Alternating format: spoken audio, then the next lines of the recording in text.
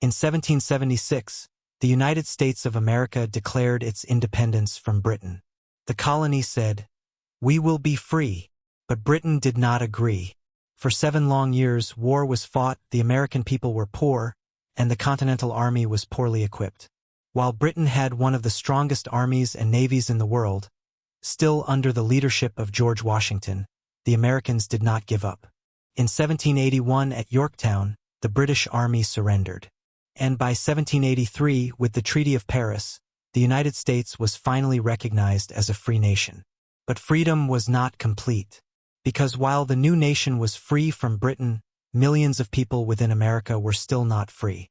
Slavery had existed long before independence, and even after 1783, it continued to grow. In the North, some states began to end slavery, but in the South, it spread deeper, fueled by cotton plantations and cruel laws. The country was divided, half free, half slave, and every year the tension grew stronger. It was in this young and troubled America that a boy was born. On February 12, 1809, in a small log cabin in Kentucky, a child entered the world with no wealth, no privilege, no power. His name was Abraham Lincoln. One day, he would rise to lead this divided nation, end slavery, and give true meaning to the word freedom. Government of the people, by the people, for the people shall not perish from the earth. This is the story of Abraham Lincoln, the leader who saved the Union and ended slavery. Abraham Lincoln was born on February 12, 1809 in a tiny one-room log cabin on the frontier of Hardin County, Kentucky. His father, Thomas Lincoln, worked as a struggling farmer and carpenter. His mother, Nancy Hanks Lincoln, was gentle and kind, teaching young Abraham the values of honesty, compassion, and hard work. The family owned very little.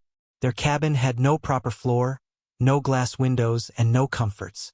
Life was a daily fight for survival. Food came from hunting and farming, and clothes were made at home from rough cloth. When Abraham was just 9 years old, tragedy struck. His mother fell sick and died of milk sickness, a disease caused by drinking contaminated milk. The loss left a deep scar on the boy's heart. After his mother's death, young Abraham's life was filled with struggle. Yet even through this pain, he carried one treasure, his love for learning. There were almost no regular schools nearby. Sometimes a teacher known as a wandering schoolmaster would come to the area. Classes were held in a log cabin or even in a barn and lasted only a few weeks or months before the teacher moved on. All those short lessons together gave him less than 1 year of schooling in his entire life. And because his family was poor, Abraham spent most of his days working in the fields, cutting wood and plowing soil. Still, Lincoln refused to let that stop him. He borrowed books from neighbors. At night, he sat by the glow of a fire, reading the Bible, Aesop's fables, history, and law. He wrote and practiced on wooden boards when he had no paper. Slowly, word by word, he taught himself. Though born in poverty with almost no education, Abraham Lincoln's hunger for knowledge would one day grow into the wisdom of a leader. After this painful time, a light entered Abraham's life. His father remarried, and his new stepmother, Sarah Bush Johnston, brought warmth and kindness into the family. She treated Abraham as her own son and encouraged his love for reading. While others only saw a poor farm boy, she saw a boy with great potential. She often said, Abraham was different. He wanted to learn. With her support, Lincoln's passion for books grew stronger, but survival still demanded hard work. The family moved from Kentucky to Indiana and later to Illinois, always searching for better land. Wherever they went, Abraham worked tirelessly splitting logs, plowing fields, and doing farm labor to help his family survive. This backbreaking work earned him the nickname the rail splitter because he often cut large logs into wooden rails for fences. At just 19 years old, Lincoln made his first long journey as a flatboatman down the Mississippi River. He had been hired to transport farm goods, corn, pork, and other produce from Illinois to the busy trade city of New Orleans, where they would be sold for better prices. This journey was not just work. It was Lincoln's first chance to see the wider world beyond the frontier. But in New Orleans, he also witnessed something that shook him deeply. enslaved men, women, and children being sold in markets like property. The sight of families torn apart stayed with him forever, planting a deep hatred of slavery in his heart. Later, Lincoln worked as a store clerk in the small village of New Salem, Illinois. Here, his honesty became legendary. If he accidentally overcharged a customer by just a few cents, he would walk miles to return the money. If he gave the wrong weight for goods, he would correct it immediately. This deep integrity earned him the name Honest Abe. Life in New Salem also gave Lincoln the chance to grow as a speaker. In village gatherings, he told humorous stories that made people laugh. But when serious matters arose, his words carried wisdom, courage, and fairness. It was here that Lincoln began shaping the simple, powerful speaking style that would one day move an entire nation. At the same time, his hunger for learning never faded. With almost no formal schooling, he turned every spare moment into study. He read books on grammar, mathematics, history, and law. Neighbors often saw the tall young man stretched out under a tree, reading for hours after finishing his chores. Poverty had denied him classrooms and teachers. But through honesty, hard work, and self-education, Abraham Lincoln was forging the character that would one day make him the leader of a nation. By his early 20s, Abraham Lincoln had already lived many lives. Farm worker, rail splitter, flatbow, and store clerk. But inside he carried bigger dreams. He wanted to understand the world and to serve people beyond his village. In 1832, at just 23 years old, Lincoln announced his candidacy for the Illinois state legislature. He had no money, no formal education, and no powerful connections. All he had was his honesty, his hard work, and his growing skill with words. The election was tough and Lincoln lost. For most men, defeat would have been the end. But for Lincoln, it was the beginning. Instead of giving up, he made a decision. If he was going to serve the people, he needed to prepare himself. So he trained his mind and his voice. Lincoln began to study grammar, mathematics, and history more seriously. He read law books by himself, page by page, line by line, often borrowing them from friends and walking miles just to return them. At night, he practiced speeches by firelight, testing the rhythm of his words. During the day, he joined community debates, learning how to speak with confidence before an audience. Slowly, the awkward farm boy became a bold speaker. His plain but powerful style reached the hearts of ordinary people. His ability to tell stories, use humor, and speak with honesty made him stand out. By 1834, Lincoln tried again, and this time the people elected him to the Illinois House of Representatives. He would serve 4 terms from 1834 to 1842. As a legislator, Lincoln worked for the people. He supported building roads, bridges, and canals so farmers could move crops and goods more easily. He spoke in favor of education, believing schools should be open to all children, not only the rich. And though it was risky in those years, he spoke against slavery, calling it unjust and dangerous for the nation's future. Above all, he was respected for his honesty and fairness. Even opponents admitted that Lincoln argued with reason, not anger. At the same time, he officially began his law career. Lincoln had never gone to college, but in those days that was not required. Instead, he read law, studying legal books on his own and under the guidance of local lawyers.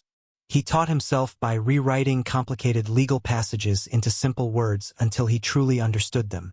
After years of self-study, he took the Illinois bar exam in 1836 and passed. Abraham Lincoln was now a licensed lawyer. Soon he gained respect in court for his clear arguments, fairness, and integrity. He wasn't just fighting cases to win. He was fighting for justice. Still, his hunger for public service did not fade. In 1838, he tried to become Speaker of the Illinois House, but lost. In 1843, he sought a seat in the U.S. House of Representatives, but lost again.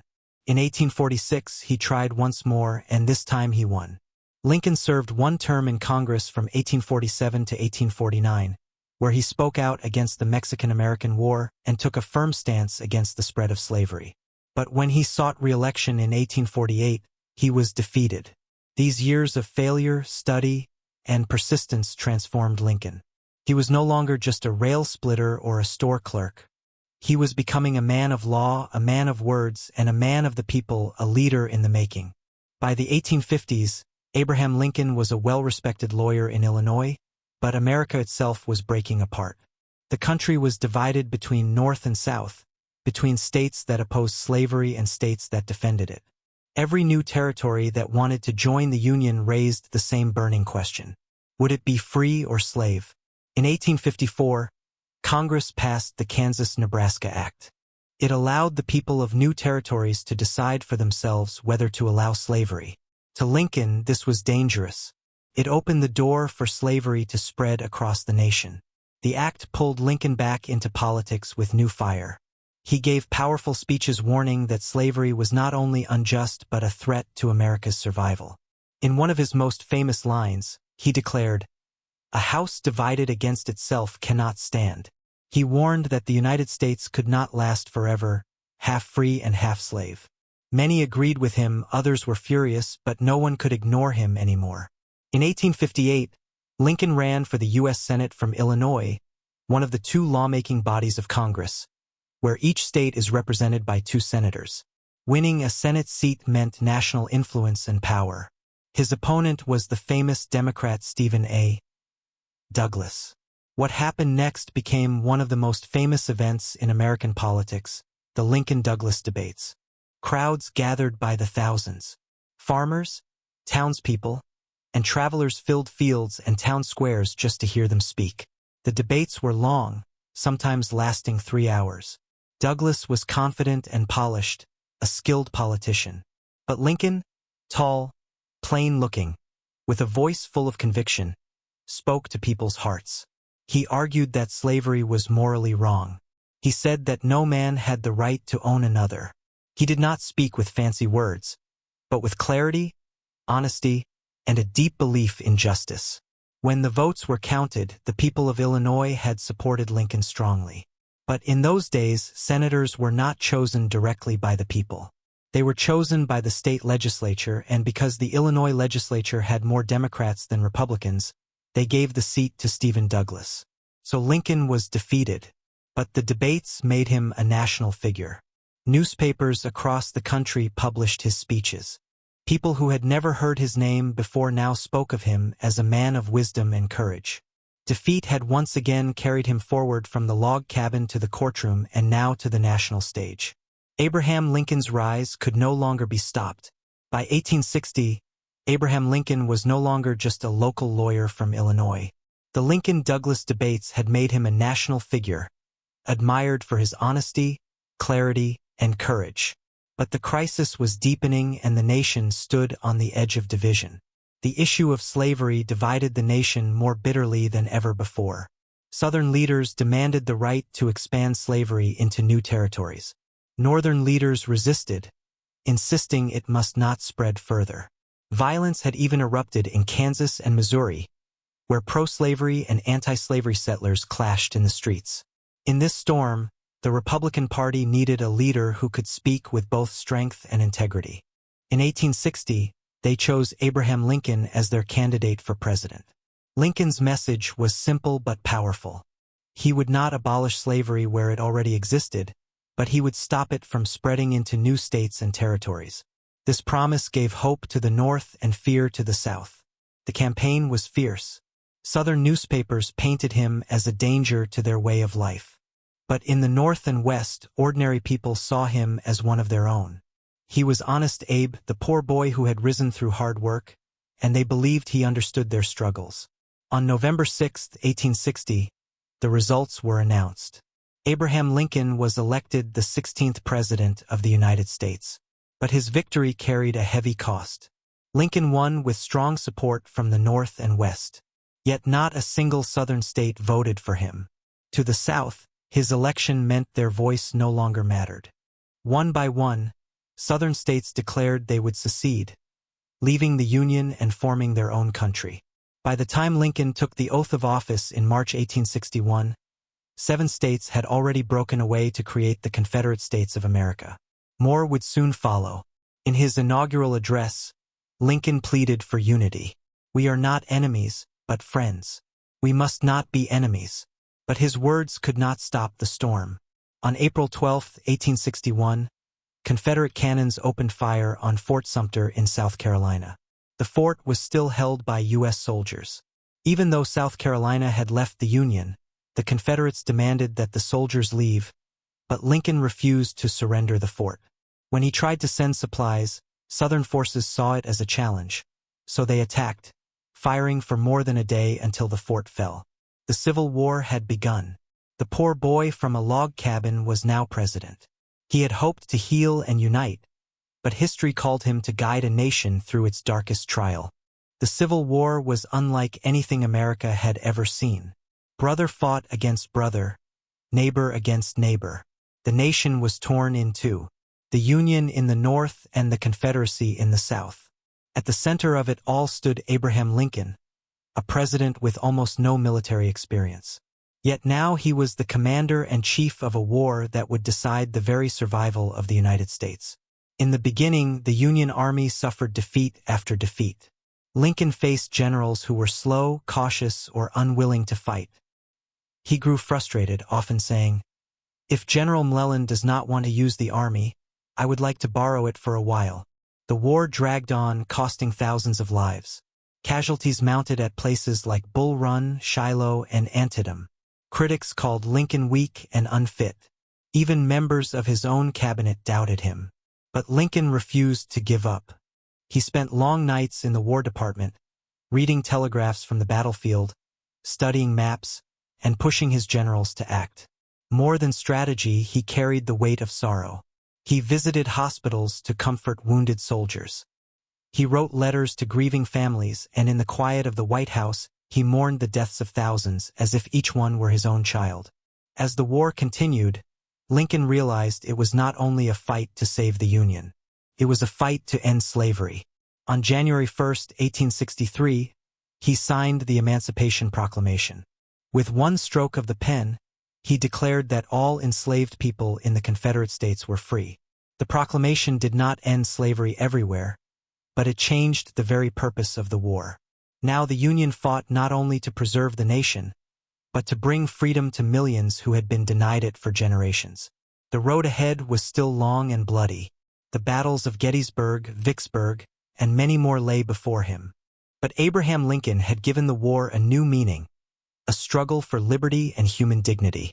The poor boy from the log cabin was now the leader of a nation in its darkest hour, guiding it with courage, compassion, and an unshakable belief in justice. By mid-1863, the Civil War had already claimed hundreds of thousands of lives. The nation was bleeding, and the outcome was still uncertain. But in the summer of that year, two great victories gave the Union new hope. In the West, Union forces under General Ulysses S. Grant captured Vicksburg, Mississippi. This gave the Union control of the Mississippi River, splitting the Confederacy in two. At the same time, in the East, Union and Confederate armies clashed in a small town in Pennsylvania, Gettysburg. For 3 days from July 1 to July 3, 1863, the fields ran red with blood. More than 50,000 soldiers were killed, wounded, or missing. It was the largest battle ever fought in North America. When the smoke cleared, the Union had won. The Confederate Army retreated, never again able to launch a major invasion of the North. Gettysburg was the turning point of the war. Months later, on November 19, 1863, Abraham Lincoln traveled to Gettysburg to dedicate a cemetery for the fallen soldiers. The main speaker that day talked for 2 hours. Lincoln then rose to speak. He spoke for only 2 minutes, but his words became immortal. For 47 years ago, our fathers brought forth on this continent a new nation conceived in liberty and dedicated to the proposition that all men are created equal.